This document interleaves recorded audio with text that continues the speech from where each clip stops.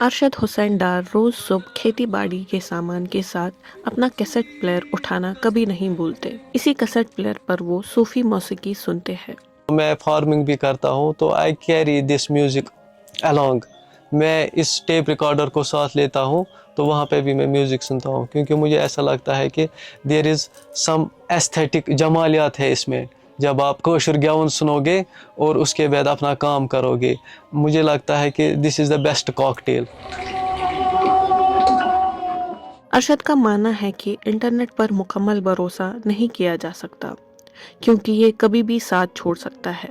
यहाँ पे तो हमारी एक तारीख है इंटरनेट ब्लैक आउट्स की, तो I can not take that loss personally to me कि I will miss this music.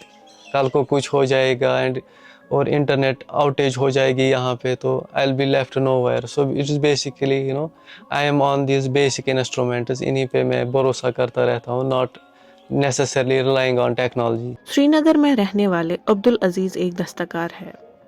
वो भी कई दहाइयों से कैसेट प्लेयर पर मौसीकी सुनते आ रहे हैं। कश्मीर ये ज़्यादा दस्तकारी।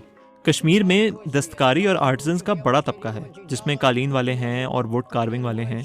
कारीगर को भी टेप रिकॉर्डर पर मौसीकी सुने बिना मज़ा नहीं आता। तो मज़े ये टेप रिकॉर्डर जता